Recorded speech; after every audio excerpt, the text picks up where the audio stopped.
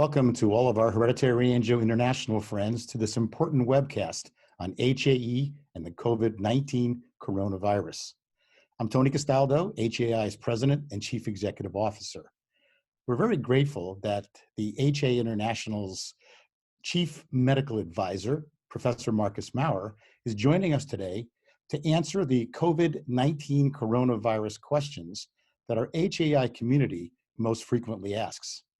Dr. Maurer is an expert physician, scientist in HAE with an impressive list of publications in prestigious medical journals. He is professor of dermatology and allergology and the director of research at the Charité University Hospital in Berlin, Germany. He is also head of the dermatological allergology lab and specialty clinics for angioedema, urticaria, mastocytosis, and pruritus. Welcome, Professor Maurer, and thanks for taking the time to join us today. Thank you very much, Tony. It's a great pleasure to be with you, and I'm looking forward to the questions and to answering them together with you.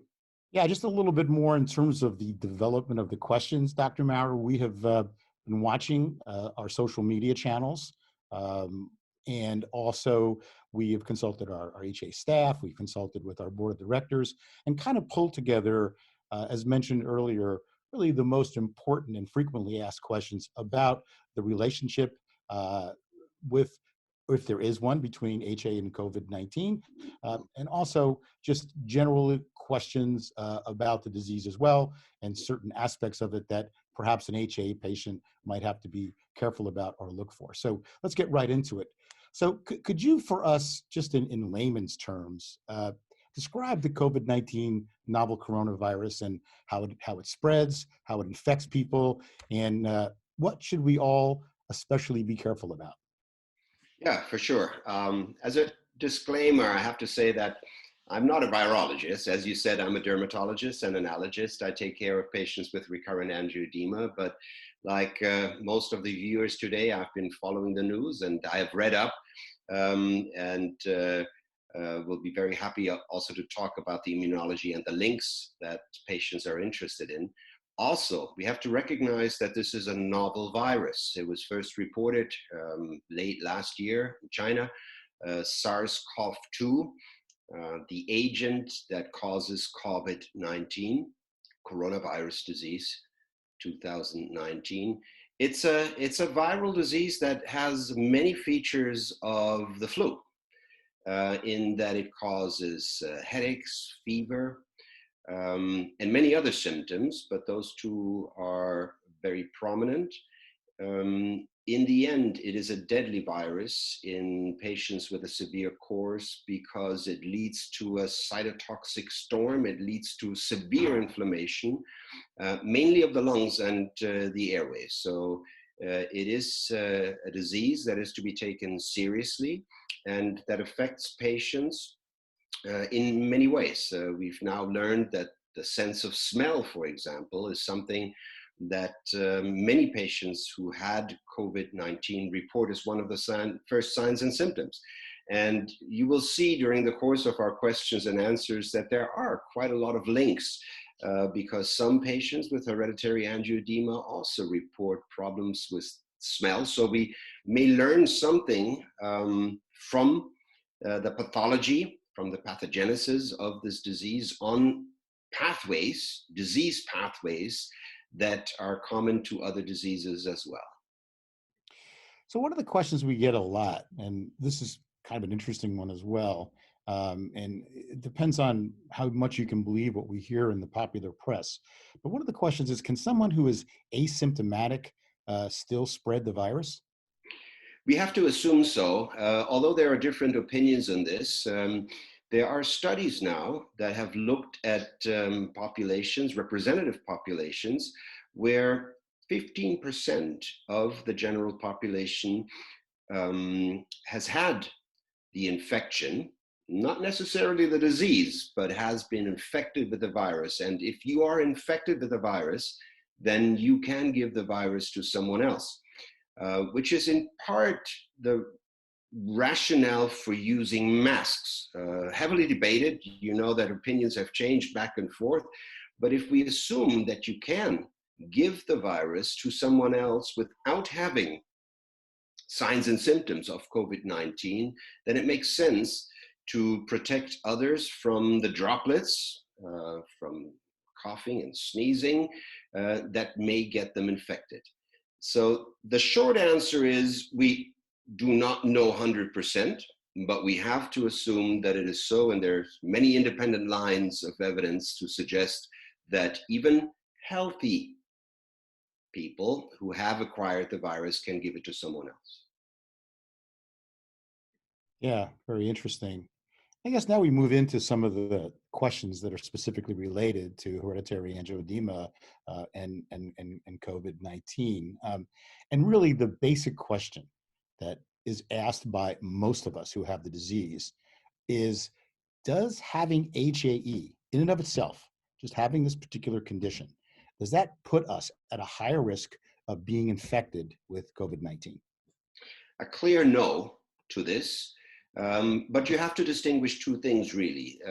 The first one is, does HAE come with an increased risk of acquiring the infection, of acquiring the disease? And do HAE patients who get the disease have a different course of the disease? And my no relates to both.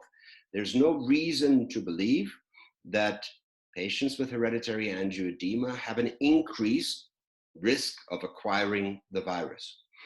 There's also no reason to believe that patients with hereditary angioedema have an increased risk of severe infection. Now, having said that, and we know now that hereditary angioedema in itself is not a risk factor. Of course, we know of risk factors, and risk factors have been very much debated and come from recent reports from Italy and also from China, obviously, where having other diseases than hereditary angioedema is linked to an increased risk of a severe course of COVID-19. And these include diabetes and asthma and many other diseases. There's a link to being male. Whether or not this is an independent link, we don't know yet. There's also a link to age. As we all know, the elderly are more severely, or more often more severely affected than the young people.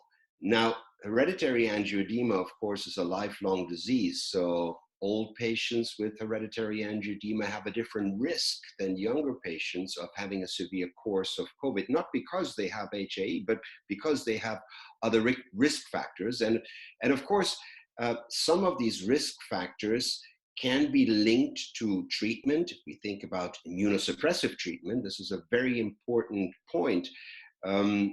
Think about patients with recurrent angioedema due to other causes than hereditary angioedema, where often cortisone and glucocorticosteroids in general and other immunosuppressants are used to treat the disease. Now, we have to assume that such treatment comes with an increased risk of severe disease. And if you are an HAE patient who has another disease that requires treatment with systemic corticosteroids, well, that could be, and most likely is, a risk factor for a severe course of COVID-19.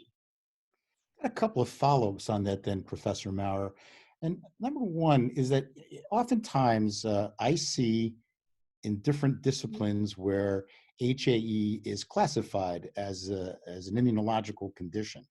In fact, in certain cases, many of our patient organizations started out under the umbrella, if you will, of the primary immune deficiency organization. And that's what I think is at the heart of some of the questions that our patients have had about whether we are inherently immunosuppressed. And perhaps you could clarify that for us, because I think that's really kind of an interesting question. It is an interesting question, Tony, and it is an important question. When we think about immunology, the immune system, then this is really an umbrella term for everything that our body has in the sense of weapons to defend us against pathogens. Pathogens are bugs, bacteria, viruses, parasites, that want to make us sick, that want to infect us. And the spectrum that we have in terms of immunity is very broad, from very specific tools such as antibodies and T cells to very broad measures such as innate immune cells that are in the tissues, in the skin, in the airways, and in the gut that detect without having to learn that something is dangerous, these pathogens that want to make us sick. Sick. Now, hereditary angioedema is, in the broadest sense, an immunological disease because it involves parts of the immune system that are also there to protect us. The contact system that is at the basis of causing the signs and symptoms of hereditary angioedema with bradykinin, with kallikrein, is in very broad terms a part of a protective system. However, this is not the protective system that we need to defend our body against viral infections. This is something that will be affected in patients who have no T cells or who have problems in making antibodies, whether this is something they are born with or this is something that are caused by a disease or is something that is caused by the treatment of disease. So yes, hereditary angioedema can be perceived and is rightly perceived as an immunological disease in the broadest sense, but does not affect those parts of the immune system that are essential for protecting us from viruses. That's a great explanation. Thank you for that. Another element of it, of the whole situation with regard to the what you described as risk factors, additional risk factors Yes. from underlying health conditions being highly correlated with perhaps a more severe outcome if one contracts COVID-19 as age. You mentioned high blood pressure, you mentioned diabetes. Um, you know, in many parts of the world, we still see heavy use of anabolic steroids. I mean, even in our country, that's all we really had in the United States until about 10 years ago. So you do see lots of anabolic steroid use, and in some cases, the use of those medicines comes along with certain side effects, and high blood pressure is one, elevated liver enzymes, and so forth.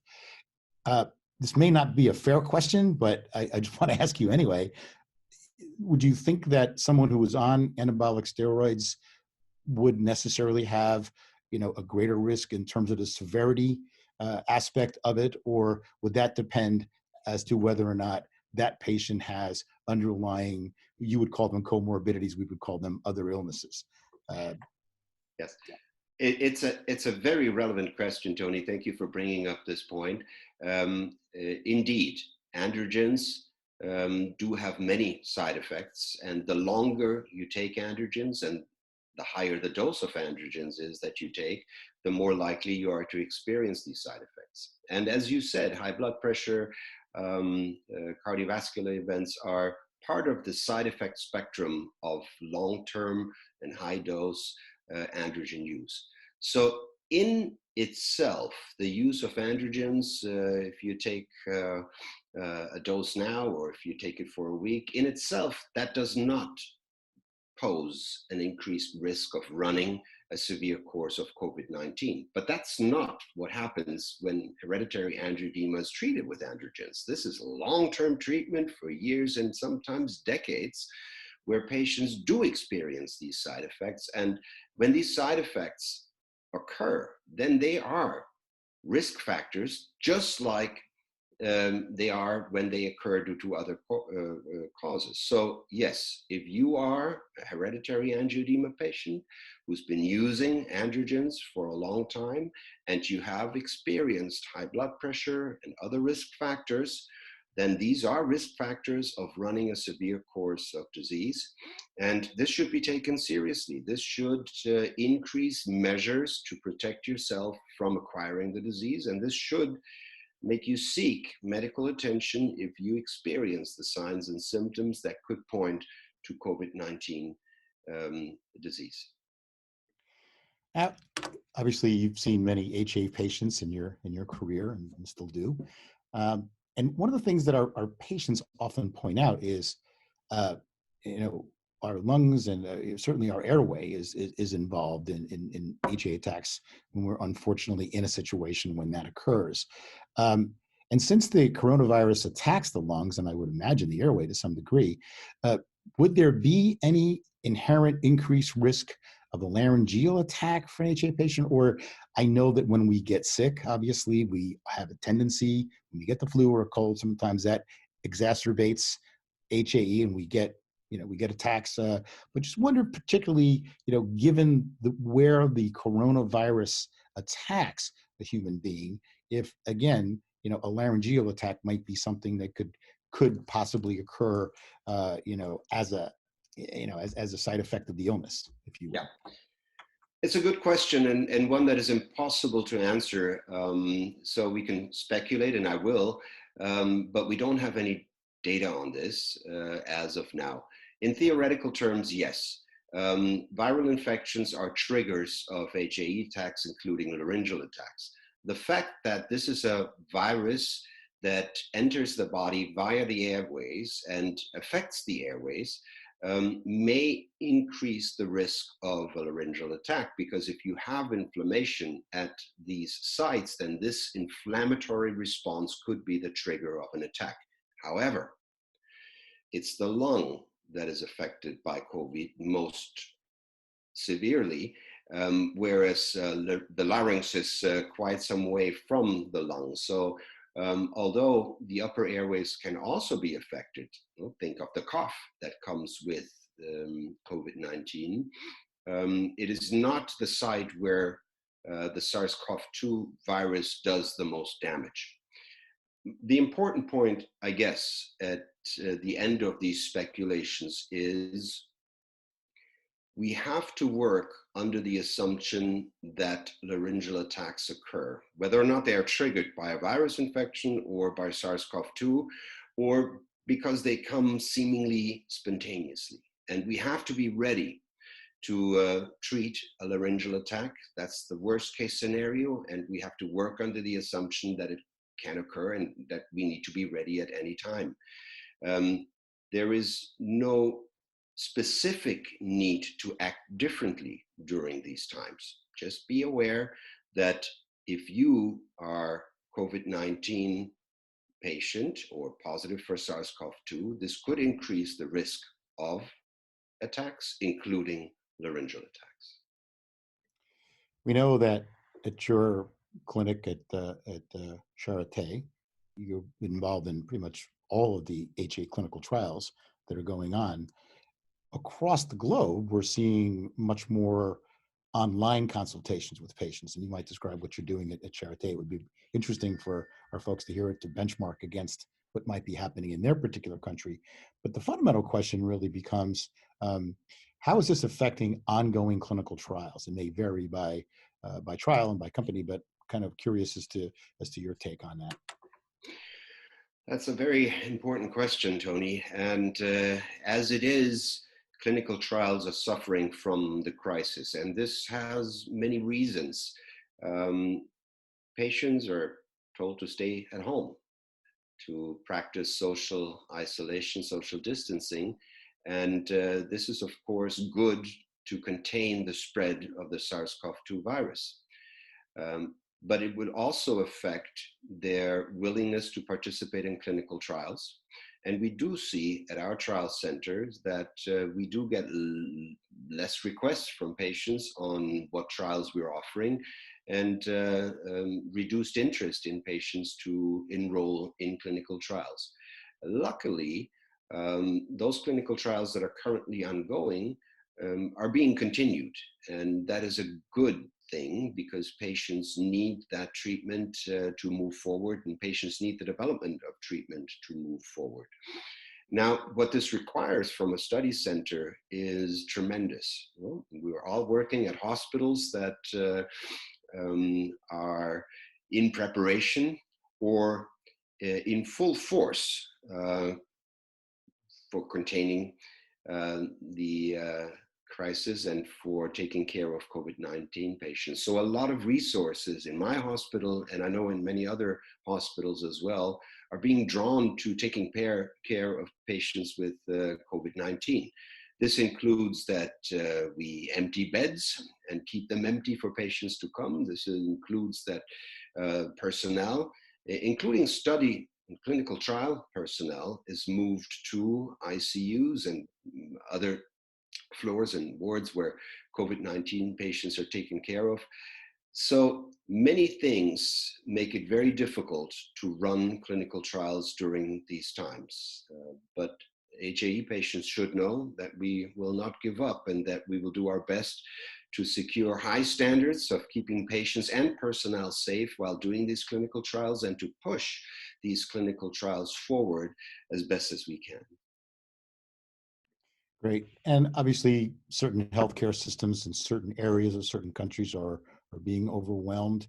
There's general fear out there in a lot of ways for a lot of different things. We have social distancing, quarantining in most countries in the world right now. Yeah. And the question really is, how would how would that be expected to affect plasma donations? Obviously, some of the fundamental HA therapies are plasma derived, and is there any intelligence right now or any thought about if that is happening right now, and if so, could that affect the availability of plasma derived products at some time in the future? Another good question, Tony, a question that my patients often have. We do use plasma-derived C1 inhibitor for the treatment of hereditary angioedema in many of our patients. Now, on the one hand, we're being assured by those who make these medicines that there will be no shortage and that the system is ready to compensate for clearly reduced blood donations, and we need blood donations to make C1 inhibitor. The recent numbers in my country are reduction in donations by 30 to 40%, depending on the region, and there are many calls for citizens to donate blood. Now, what is important is that we do not see an imminent shortage. This should be comforting. We're also taking care at the big angioedema centers to take it step by step. And where we used to prescribe large doses that would last for months and sometimes half a year, this is not what we do today.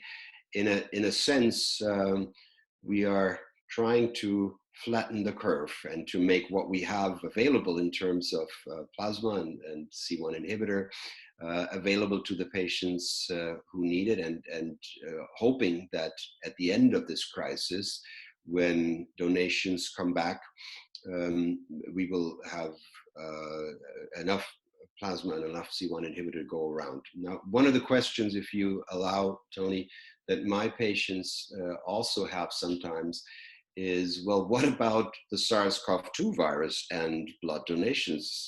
Does that pose a risk? And we should all know that currently most blood donations in most countries are not tested for the SARS-CoV-2 virus. And this would be very hard to do. It would over-challenge the system. On the other hand, it is very, very, let me say very again, very unlikely that the virus, if contained in a blood product and transfused into the recipient, will cause the disease. We haven't seen this for influenza, and we certainly haven't seen it so far for SARS-CoV-2, but this is because we haven't been doing this for a long time. But the risk is very low, the standards are very high, the standards for accepting blood donations. So at least in my country, and I know this is true for many countries where C1 inhibitor is derived from, you cannot give blood when you have the signs and symptoms of a viral infection. And in my country, also when you come from a region, and that's basically a lot of Europe and also the US, where the numbers of COVID patients are high, then you are to be in quarantine for 2 weeks before you can donate blood. So we can't exclude that the virus is transmitted that way, but we do not expect that this will lead to infections with SARS-CoV-2, and it should not stop patients from using the medicine that they have, either to react to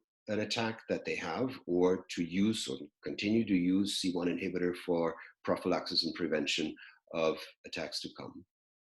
That's very reassuring, Dr. Maurer. Because the other element we've seen come out from the industry, the plasma industry, is that there's considerable pharmacovigilance going on, and obviously the regulators and the companies themselves have a variety of different viral inactivation steps. Yeah. And I guess that gets into some technical stuff about whether COVID-19 is a lipid-coated virus, because apparently under pasteurization and pressure treating and some of the other steps, they get filtered out. But I agree, obviously, and think that and that's very reassuring for our patients that there's really no need to not take those products in the current environment. It's also, I hadn't heard the science of why it couldn't get transmitted via blood, but that's also just a really, really good thing to hear. Now, just switching gears a little bit here, we've talked about the plasma-derived products. Obviously, in HA, there's monoclonal antibodies and other stuff. They're just chemical, types of cocktails, if you will, for lack of a better way to describe it. Given the fact, though, that we see in various countries, the workforces have to either social distance, or some factories are closed down in certain situations. What about the supply chain right now, given all that's going on right now? In your practice or in your discussions with the pharmaceuticals and others, or should we anticipate any interruptions in the supply chain for HA medicines? No, we should not. That is the state of knowledge today. We've seen things change quite a bit over the last days and weeks, haven't we? Things that weren't, that didn't seem possible did happen, and things we expected did not happen. So you cannot rule this out entirely. But right now, there's no indication that we will suffer from a shortage of these vital medicines. And that goes, of course, for lanadelumab, the antibody. It goes for icatibant. It goes for study drug.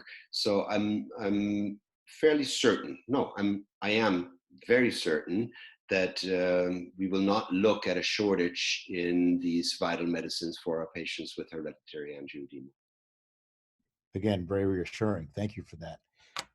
All of us occasionally can't help ourselves, and I'm sure that you must get a kick out of when a patient comes into clinic and they have consulted Dr. Google and have information from those sources. And currently what we're seeing on social media pages, our social media pages, are papers, different papers that are popping up. I saw one that talked about implication of and I don't want to get too scientific here, but of the B1 bradykinin receptor. Of course, the therapies we have hit the B2 receptors. Another one also heavily implicating bradykinin as one of the mediators, because you would expect that perhaps, since it's an inflammatory type of a mediator.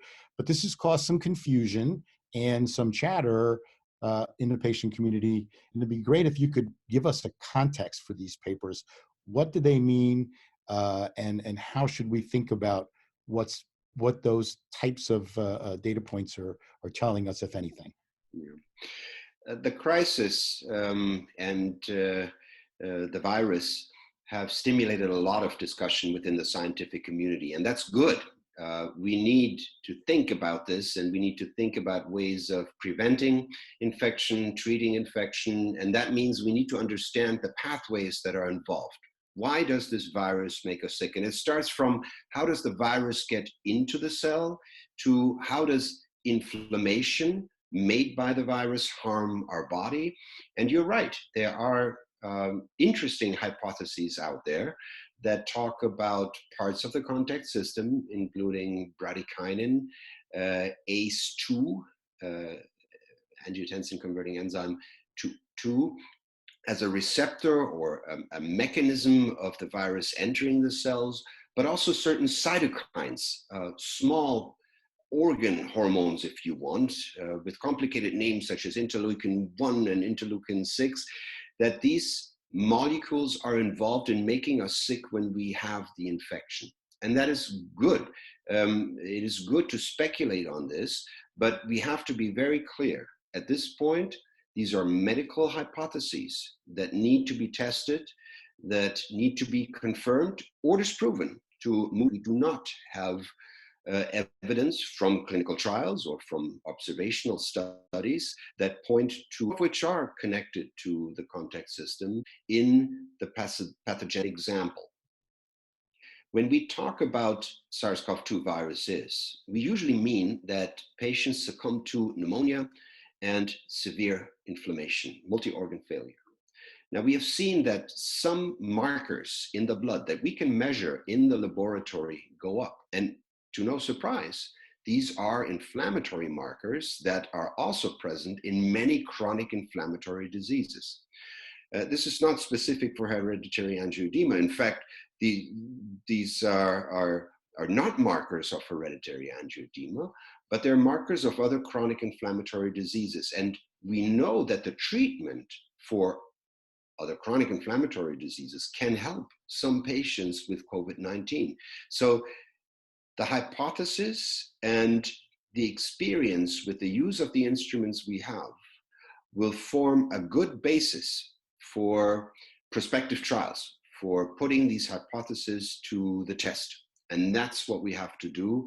I'm not discouraging these discussions at all. I encourage them because they will make for a good basis for clinical trials, but let's wait until these clinical trials are on their way and we have information rather than speculation.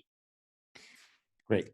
I think that's very well said, and I hope our HAI friends are listening to that, because I think that the key point here is that there's lots of theories going on out there, but at this point, none of them have been proven, and maybe even the scientific pathways still need to be worked out to understand the relationship with any therapy, and that we shouldn't really, as patients, jump to any judgments about what may or may not work. So I think that's very, very important.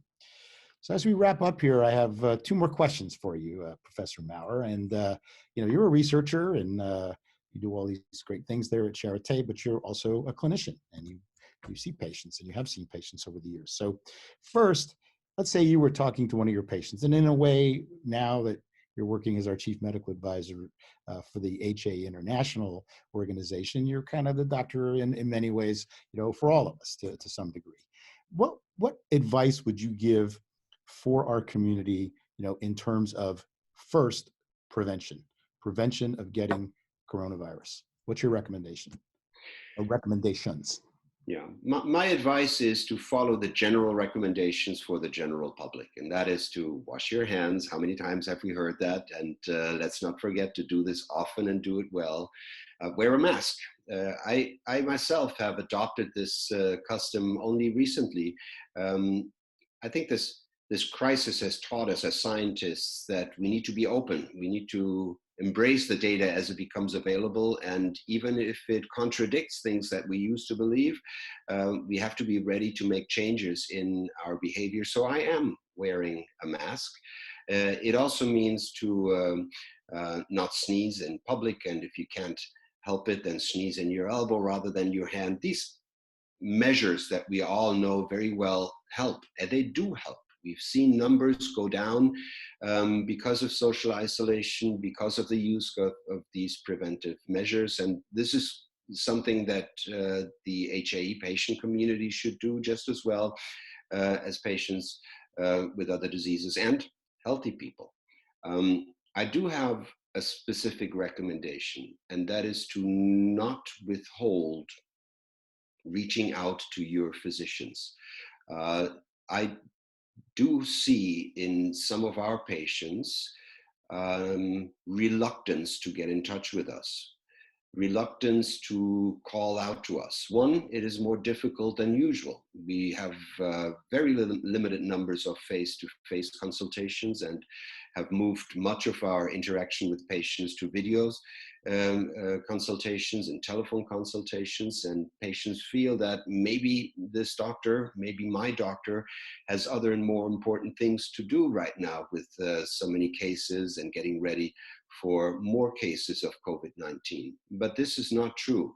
We are your doctor, and your HAE physician is there for you. So don't hold back. If you have questions, if you have problems, we do not want this crisis to hurt our patients because they shy away from seeking contact or asking us questions that could help them to prevent attacks or to treat attacks correctly.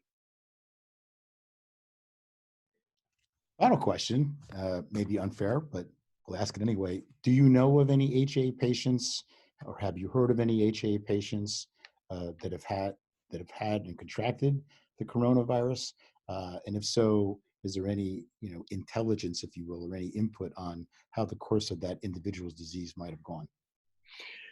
No, I have not. None of my patients have contracted the virus. We have a network of angioedema centers of reference and excellence. We communicate among each other, and we have promised each other that we would keep the whole community informed about patients with hereditary angioedema who contract the virus.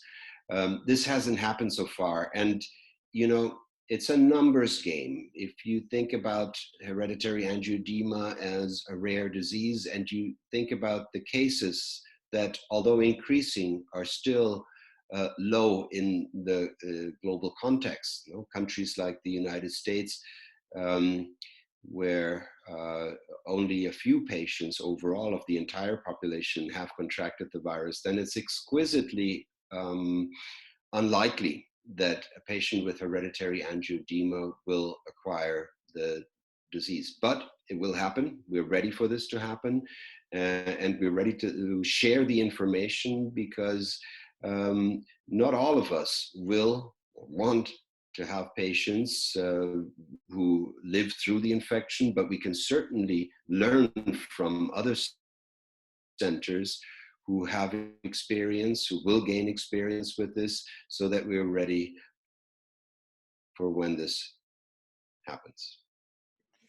Well, I said it was my last question, but I actually have one more. Perhaps it's more of a comment.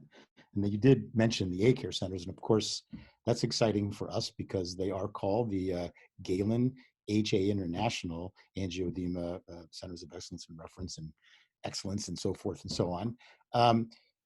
I know that that's getting set up right now under your leadership, and maybe you could give us a very quick update of how that's going, because I see that network as perhaps being very important, given the incredible clinicians and scientists who we see have signed up. That could really be another force multiplier in angioedema research. So you could give us just a really quick, brief overview of how A-Care is going along. Of course, Tony. No, the A-Care network is growing. It's growing rapidly. It's a lot of fun to build this network. Right now, there are 30 certified centers across the globe on all 5 continents. We have just published, as you know, senior author of a paper that lays out the aims, the definition, and also the audit and certification process for being an A-Care, Angioedema Center of Reference and Excellence. And first projects are in planning. We interact as a community. We are working on programs to educate physicians, specialists, and non-specialists, and we're certainly there for patients, for providing best care for patients with hereditary angioedema and other types of recurrent angioedema. And the hope is that by the end of this year, we will have doubled the number of A-Cares. A lot of audits are currently ongoing. And we do hope that this crisis does not slow us down. In fact, we're certain it won't slow us down. It will be all the more motivation to be ready to provide good care, excellent studies, and research in hereditary angioedema and other forms of recurrent angioedema. Yes, and of course, that's near and dear to our heart at HAI because we've always wanted to have a mechanism for certified centers, and this provides just a perfect way to accomplish that. And it's great to hear that the progress is moving forward, and we're looking forward very much to being a part of it. And the other thing about it that I hope HAI friends understand is that it's right in the bylaws, right in what Galen and some of the other types of centers of excellence that they do. The reason we were so attracted to affiliate with them is because right in their modus operandi, the way they operate, they talk about the importance of engaging patient organizations and patients. It's a critical success factor.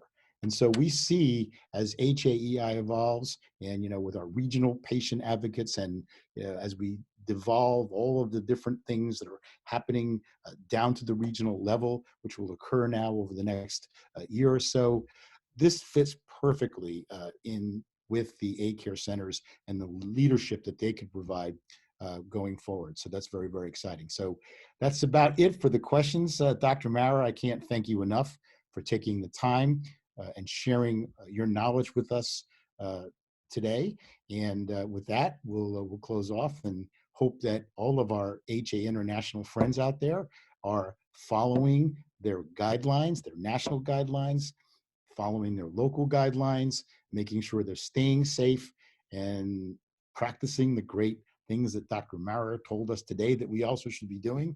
And we plan to keep you informed as the situation evolves. And I wish all of you a great day. And thanks again, Professor Maurer, for your time. My pleasure, Tony. Be well and stay healthy. Thank you.